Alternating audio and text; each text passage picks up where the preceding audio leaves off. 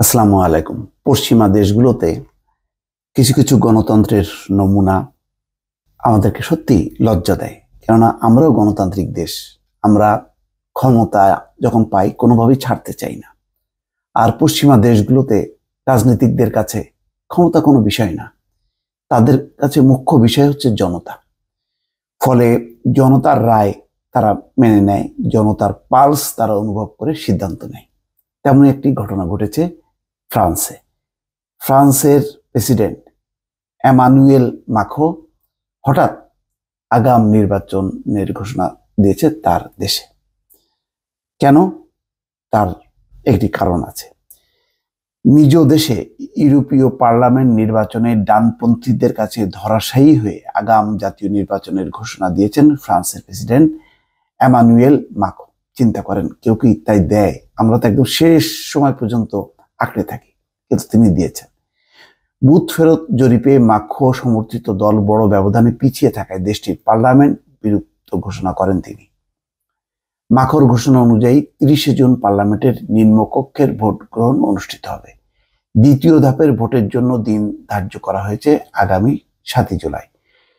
ইউরোপীয় পার্লামেন্টের সদস্য 21টি দেশে ভোট গ্রহণ অনুষ্ঠিত হয় রোববার। প্রত্যেকটা দেশে ভোট গ্রহণ হয়। অবশ্য এই ভোট গ্রহণ শুরু হয় গত বৃহস্পতিবার, কারণ 6 থেকে 9 জুনের মধ্যে যে কোনো দিন ভোট গ্রহণের সুযোগ ছিল সদস্য দেশগুলোর। কোনো কোনো দেশে দুদিনও ভোট নেওয়া হয়েছে। রোববার বুথ ফেরত জরিপের ফলাফল আসতে শুরু করলে দেখা যায় সার্বিকভাবে এই নির্বাচনে ভালো করেছে ডানপন্থী দলগুলো। অথচ এটা ওই দেশের কোনো নির্বাচন না, এটা হচ্ছে ইউরোপীয় পার্লামেন্টের যে প্রতিনিধি নির্বাচন, সেই নির্বাচনে খারাপ ফল করেছে মাখোর দল। সুতরাং তিনি জনমতের প্রতি শ্রদ্ধা রেখে আগাম নির্বাচনের ঘোষণা দিয়েছেন। এখানে বলা হচ্ছে যে যদিও মধ্যপন্থী, উদার ও গ্রিন পার্টিগুলো সবাই মিলে 720 আসনের এই পার্লামেন্টে ভারসাম্যপূর্ণ একটি ফলাফল পেতে যাচ্ছে, কিন্তু ফ্রান্সে বড় ধাক্কা খায় মাখোর দল।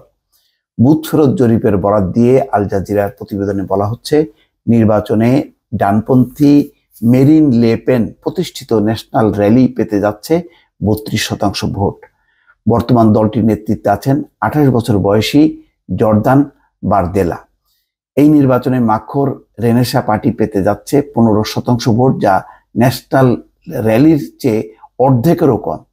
অন্যদিকে সোশ্যালিস্টরা পেতে যাচ্ছে 14% ভোট, মানে সোশ্যালিস্টদের কাছাকাছি অবস্থান তার।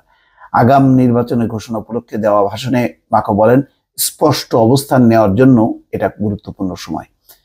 আমি আপনাদের বার্তা ও উদ্বেগ শুনেছি এবং আমি সেগুলো বিনা জবাবে এড়িয়ে যেতে পারি না।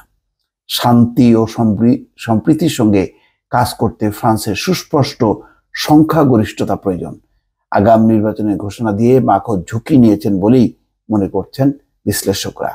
আগাম নির্বাচনের এই ঘোষণাকে স্বাগত জানিয়েছেন মেরিন লে পেন বিরোধী দল। তিনি বলেন, আসন্ন জাতীয় নির্বাচনে জনগণ আমাদের উপর আস্থা রাখলে আমরা ক্ষমতা গ্রহণে প্রস্তুত আছি। মাখোর মতো জার্মানিতে ইউরোপীয় পার্লামেন্টের নির্বাচনে বাজে ফলাফল করেছে চ্যান্সেলর ওলাফ শলৎসের সোশ্যাল ডেমোক্র্যাটসরাও। তার দল মূল ধারার রক্ষণশীল ও উগ্র ডানপন্থী অল্টারনেটিভ ফর জার্মানির সঙ্গে সবচেয়ে বাজে ফলাফল করেছে। অবশ্য ভালো ফল করেছে ইতালির প্রধানমন্ত্রী জর্জিয়া মেলোনির দল। জার্মানির কিন্তু ফলাফল খারাপ করলেও ক্ষমতাসীনরা কিন্তু আগাম নির্বাচন ঘোষণা করেনি, কিন্তু এই ক্ষেত্রে মাখো কিন্তু এগিয়ে গেলেন গণতন্ত্র এবং জনমতের প্রতি শ্রদ্ধা রেখে। ডানপন্থী দলগুলো জাতীয়তাবাদী এবং তারা ইউরোপীয় জোটের প্রতি তেমন প্রতিশ্রুতিশীল নয়।